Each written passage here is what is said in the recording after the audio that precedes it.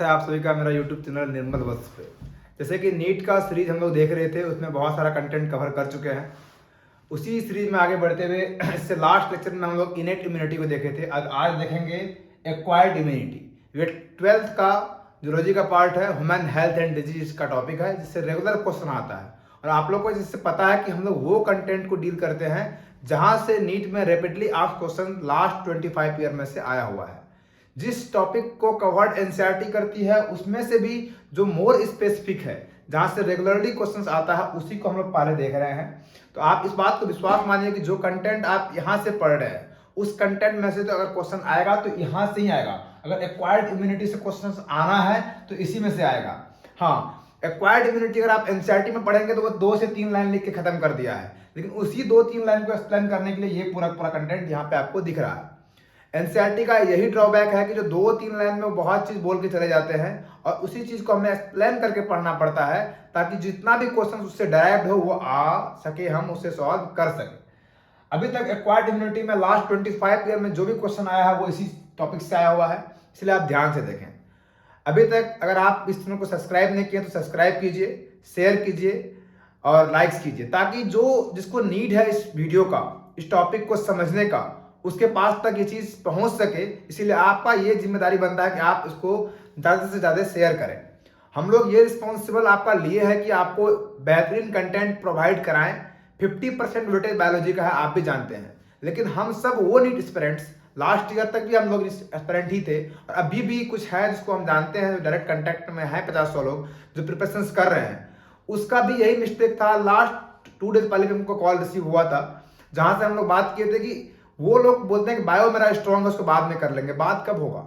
अभी समय चल रहा है, ऑलमोस्ट 1 मंथ आपके पास बचा हुआ है, तो बाद में कुछ नहीं होता है। जिसका वेटेज 50% बायो का है, तो पहले आप बायो को देखें।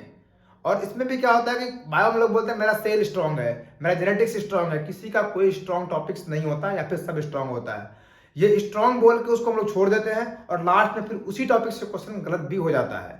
तो 50% वेटेज आपका बायो का है, अगर आप इसको अच्छे से कर लिए तो आपका सिलेक्शन तो मस्ट है। उसमें आप थोड़ा बहुत केमिस्ट्री और थोड़ा बहुत फिजिक्स ऐड करेंगे, और जितना अच्छा परफॉर्मेंस करेंगे फिजिक्स केमिस्ट्री में, आपका रैंक इंप्रूव होगा। लेकिन अगर आपको सिलेक्शन चाहिए तो आपको बायो को स्ट्रांग करना पड़ेगा।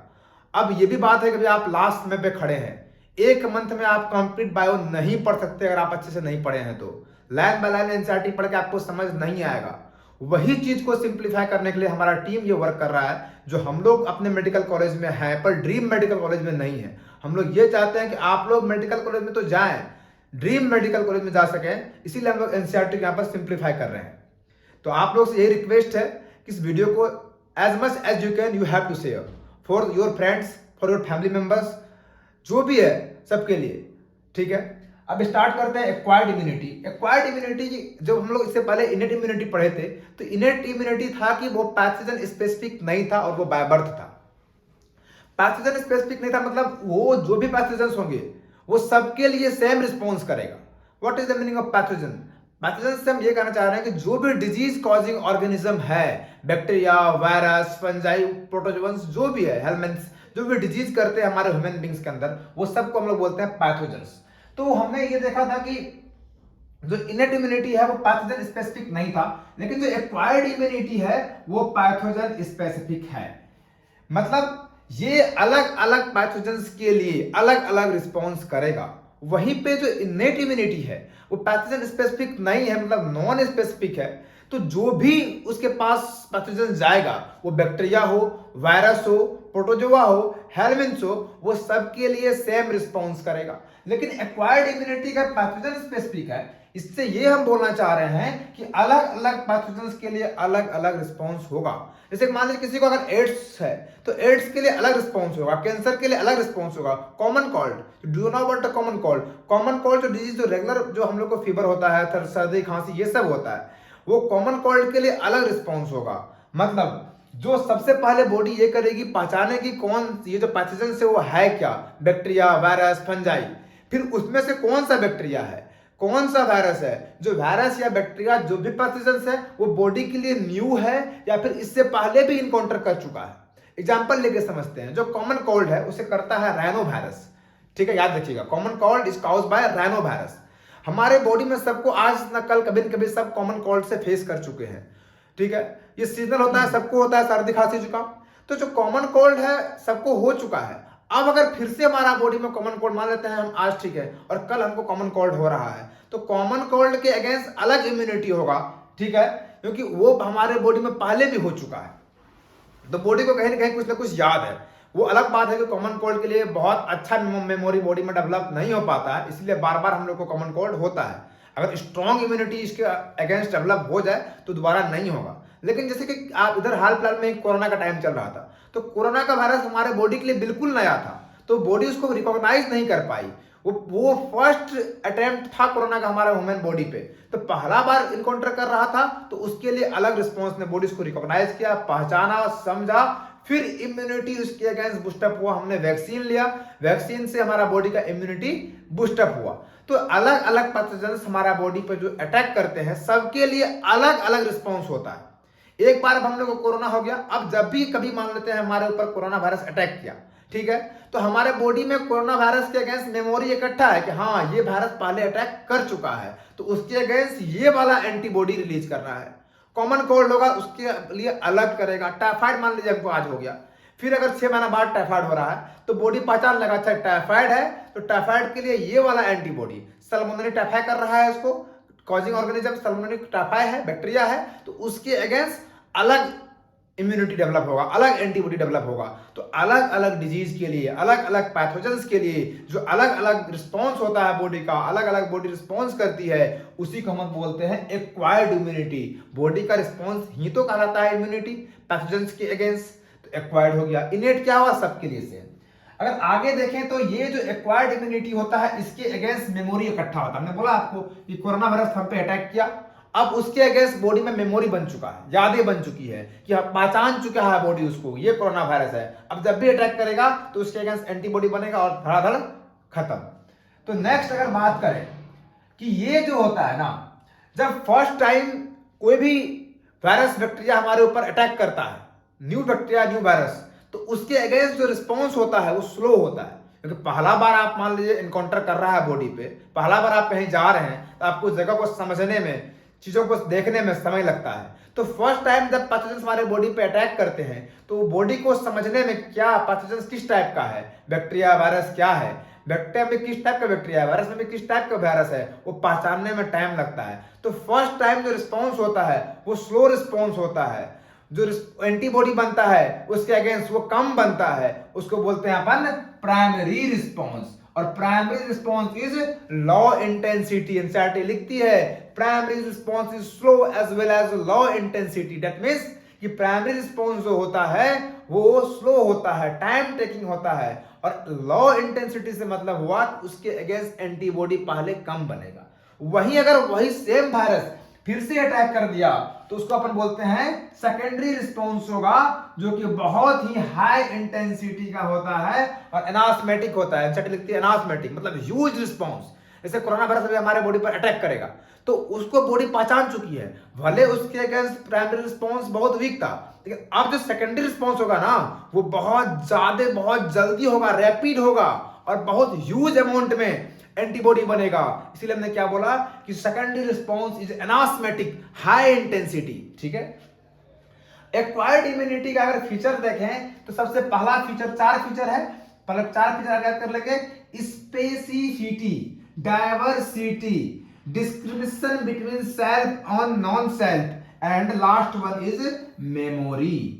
फर्स्ट को अगर देखें तो फर्स्ट है स्पेसिफिक, मतलब स्पेसिफिक है। जो एक्वायर्ड इम्यूनिटी है वो स्पेसिफिक है, मतलब जो आपको हम बताएं अभी, अलग अलग माइक्रो ऑर्गेनिज्म बोले, पैथोजन बोले, डिजीज कॉजिंग ऑर्गेनिज्म बोले, एक ही बात। तो अलग अलग पैथोजेंस के लिए अलग अलग है, इसीलिए क्या है, स्पेशल है। डायवर्सिटी की बात करें तो डिफरेंट लार्ज अमाउंट ऑफ जितना बैक्टीरिया वायरस जो भी है पैथोजेंस प्रोटोजोआ सबके लिए इसके पास रिस्पॉन्स है। Vast amount of micro organism को रिकॉग्नाइज कर लेता है, इसीलिए हमने क्या बोला, इसके पास डायवर्सिटी भी है। सेल्फ नॉन सेल्फ से मतलब होता है कि सेल्फ और नॉन सेल्फ पहचानने का मतलब होता है कि हमारा बॉडी का ही ये सेल है या फिर बाहर वाला कोई सेल, जो बैक्टीरिया वायरस है ये बाहर वाला है कि खुद का बॉडी वाला है, वो पहचानना होता है। मान लो कि माइक्रो ऑर्गेनिज्म गया और हमारा बॉडी का मैकेनिज्म स्टार्ट हुआ, उसको मार के बाहर फेंक दिया, उसी चक्कर में वो अगर पहचान नहीं पाएगा कि ये मैक्रो ऑर्गेनिज्म है या फिर खुद का बॉडी का सेल टिश्यू है, तो फिर कैसे डिस्क्रिमिनेट करेगा कि किसको मारना है और किसको रखना है। तो ये सबसे अच्छा फीचर है एक्वायर्ड इम्यूनिटी का, कि सेल्फ और नॉन सेल्फ में पहचान करवाना, कि जो खुद का है उसको नहीं मारना है, जो बाहर वाले मैक्रोनिज्म आए हैं उसको मार के फेंकना है। तो ये काम करता है, can recognise self and non self, act according to them. ठीक है, नेक्स्ट अगर बात करें तो अपने पास होता है मेमोरी। मेमोरी वही प्राइमरी रिस्पॉन्स के अकॉर्डिंग बनती है और सेकेंडरी रिस्पॉन्स के अकॉर्डिंग बनती है। फर्स्ट बार जब कोई अटैक करता है तो उसके अगेंस्ट, फर्स्ट बार पैथोजन अटैक किया हमारे बॉडी पे, उसके अगेंस्ट जो मेमोरी बनेगा that is primary response, primary memory. ठीक है, and pathogen is invaded for first time. ठीक है, देन लॉ इंटेंसिटी होता है, बता दिया आपको। जब प्राइमरी रिस्पॉन्स होगा, जब प्राइमरी मेमोरी बनेगा तो लॉ बनता है। लेकिन वही जब वही सेम वायरस बैक्टीरिया दूसरे बार अटैक करेगा तो सेकेंडरी रिस्पॉन्स होगा, सेकेंडरी मेमोरी जनरेट होगा, जो कि सेम पैथोजेंस के लिए होता है। लेकिन क्या होता है, सेम पैथोजन के लिए होगा, लेकिन क्या होगा, हाई इंटेंसिटी का होगा, ज्यादा अमाउंट में एंटीबॉडी बनेगा, तुरंत पहचान लेगा, रैपिड होगा, उसको बोलेंगे सेकेंडरी मेमोरी। ये जो दोनों मेमोरी काम करता है, ये जो दोनों मेमोरी है, प्राइमरी हो या फिर सेकेंडरी हो, वो रिकॉग्नाइज किया जाता है। वो हमारे बॉडी का जो सिस्टम्स है उसमें बी और टी लिम्फोसाइट जो होते हैं, यही बी और टी लिम्फोसाइट का काम होता है ये प्राइमरी और सेकेंडरी रिस्पॉन्स को जनरेट करना। Here B stand for bursa of Fabricius. B lymphocyte में बी क्या है, बर्सा ऑफ फैब्रेसिस, और टी लिम्फोसाइट में टी क्या है, T stand for what, T stand for thymus. T जो है यहाँ पर क्या होता है, थाइमस होता है। तो अब अगर हम लोग देखें, जो ये टी लिम्फोसाइट है और बी लिम्फोसाइट है, जो आप एंटीबॉडी सुनते हैं, उसमें जो ये बी वाला है, ये बी लिम्फोसाइट एंटीबॉडी का फॉर्मेशन करती है एंटीजन के अकॉर्डिंग, समझ रहे हैं आप। और जो टी लिम्फोसाइट है, टी लिम्फोसाइट, ये टी लिम्फोसाइट को भी एंटीबॉडी नहीं बनाता है, लेकिन बी लिम्फोसाइट को ये टी लिम्फोसाइट एंटीबॉडी बनाने में हेल्प करता है। तो आपने क्या सीखा, बी और टी लिम्फोसाइट हमारे बॉडी के अंदर हैं, जो कि लिम्फोइड ऑर्गेनिक्स आते हैं। इसका हम डिटेल बात भी कर सकते थे, पर एनसीईआरटी में ऐसा कुछ लिखा नहीं है और ना ही हिंस दिया कि हम बी और टी को डिटेल में चर्चा करें, तो हम नहीं करेंगे। जो है आपको बहुत ज्यादा पढ़ा देंगे तो वहां से तो क्वेश्चन आएगा, लेकिन हम वो चाहते हैं कि कम से कम पढ़ाएं और उसमें से क्वेश्चन आए। तभी तो जो इतने लोग वर्क कर रहे हैं, आपको जो जहां आप जाना चाह रहे हैं ड्रीम मेडिकल कॉलेज, वहां पर जो बैठे लोग वर्क कर रहे हैं, वो जो आपको हेल्प करना चाहते हैं, तभी तो हेल्प हुआ। तो ये बी और टी लिम्फोसाइट में आप इतना समझें कि ये बी और टी लिम्फोसाइट हमारा बॉडी के अंदर क्या करता है, एंटीबॉडी का फॉर्मेशन करता है। पैथोजन जाएगा, उसके अगेंस्ट एंटीबॉडी बनेगा। फर्स्ट बार तो प्राइमरी बनेगा, सेकेंड और सेकेंडरी बनेगा, प्राइमरी स्लो होगा, सेकेंडरी फास्ट होगा। तो ये एंटीबॉडी कौन बनाएगा, बी लिम्फोसाइट। बी में बी फॉर बर्सा ऑफ फैब्रेसिस, ये बर्ड से लिया गया है, ठीक है। एंड टी लिम्फोसाइट तो एंटीबॉडी नहीं बनाता है, लेकिन टी स्टैंड फॉर थाइमस। तो टी लिम्फोसाइट क्या करता है, बी लिम्फोसाइट को हेल्प करता है एंटीबॉडी बनाने में, and T stand for thymus.